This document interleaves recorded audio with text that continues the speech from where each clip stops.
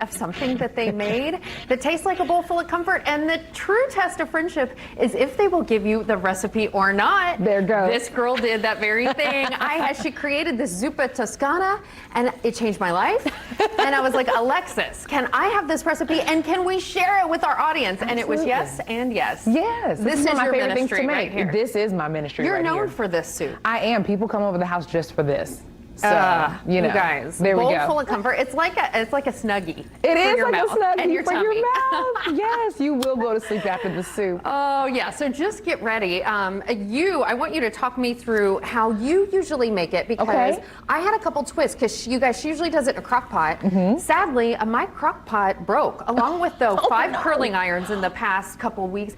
There's something about my electricity. I don't know what it is. What? So I just decided, hey, we're just gonna make it on the stovetop. Absolutely. And you know what? You can absolutely make this on the stovetop. So first up, this is an Italian sausage soup. So you see Anessa, she put 2 packs in. And my family, we love us some meat. And I don't know if you guys are meat eaters out there, but I double up everything. So I like for things to be thick. So you see that she cut up some bacon. She also has Now this is a full pound of bacon, right? That Yes. you put in. So to me, it was like extra hearty. Very hearty. And it makes the soup be really a true meal. And you see that she has the Italian sausage there. Also dice up some onion as well, a jumbo size, because onion is something that we love, don't we? Oh, it is the foundation to every good recipe starts with an onion. Just repeat after that. And so you see her kind of working it in there. Now I found mild and sweet Italian sausage. Which one would you prefer? So I typically do double mild, but sometimes if you want just a bit of a different of a taste, you can do one of each. Okay. And you see that That's she's exactly put a what I little did. salt in there, and you can really have fun with how you season this. So she'll use some salt, she'll use some garlic powder, some pepper, and look, after it browns, and let me tell you, when you start to make this, your entire house smells like something that you're like, whoa, what is that? So that's exactly what you see Anessa doing right now. And of course, she's gonna have that fresh garlic, which we love so much. You do the talking, I do the cooking. I'm going to get used to this. And what I love about this is that really the major labor of this is really getting your potatoes ready. But it kind of cooks itself. You know what? I had Anaya, my 12-year-old. I was like, honey, you're going to peel some potatoes today. That's she said, Mommy, how many? I said, just keep peeling. Just keep peeling. My mom came in and she said, you know what?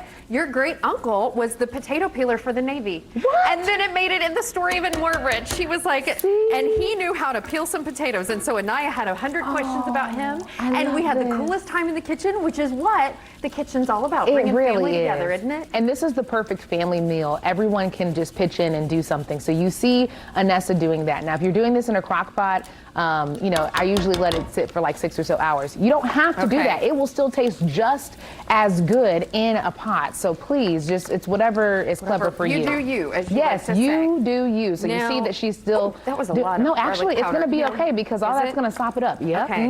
There you go. So you do fresh garlic and garlic powder. Yes. Okay. Double down on the garlic. I like it. Very much so. Okay. It is Italian after all, and then pepper as well. Oh right? yes, you need a little bit of pepper. Yeah. So this is really the bulk of a lot of the work that you'll have, and you see you have your russet. Is it russet or russet? Ooh.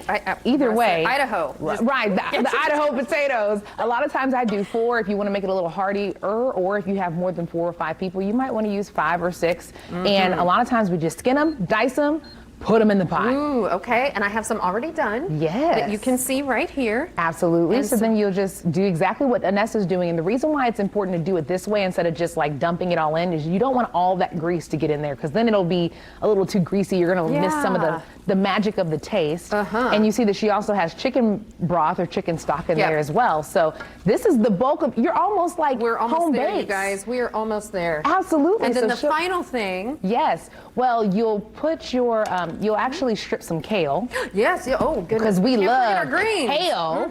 And the cool thing about this is you can use as much kale as you want. So you can feel good about your decision making. Okay. This is adulting at its finest. So you just do exactly what Anessa's doing. If you have a child, you just say, hey, kale is on you today.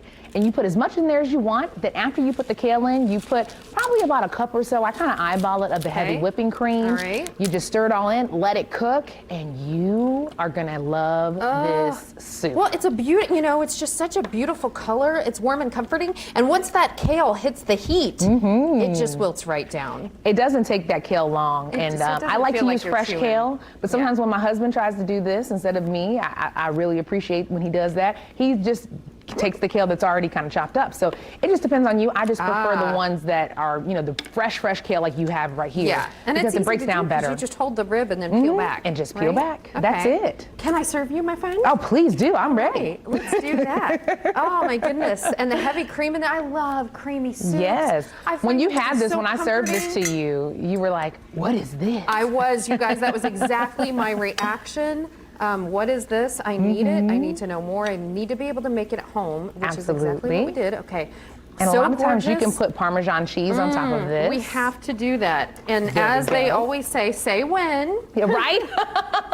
Say when. And I mean, if you're greedy like me, you'll have her keep going. But for the sake of us all seeing how this goes, that's perfect. Wow, this looks good, Anessa. There is your fork. We're pretending it's a spoon because we realized we ran out of those. Well, it's so good that you can just make it work. Oh, so hearty, so filling, because after all, we have 6 more weeks of winter apparently headed our way. But do you like it? It's so good. Is it good? And you can see, I mean, all your spices and stuff, it's good. And sometimes you can put some red pepper flake in there as well. That's right, if you like a little bit of a kick. Like a little bit of kick. This is good. I'm going to eat the rest of this. This is great.